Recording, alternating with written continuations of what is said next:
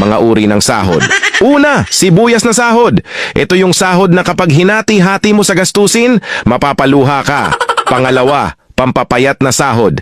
Ito yung sahod na habang tumatagal, pakonti ng pakonti, ang natitirang pangkain mo. Pangatlo, magic sahod. Ito naman yung sahod na konting kumpas lang ng kamay at abracadabra, wala na siya. Pang-apat, malabag yung sahod. Ito yung sahod na di ka sigurado kung kailan ito darating at kung gaano ito tatagal.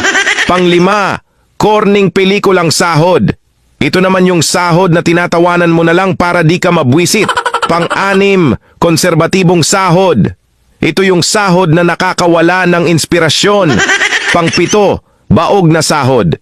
Ito naman yung sahod na kahit anong trabaho ang gawin mo, wala pa ring kalalabasan ito. Pang-walo, reglang sahod.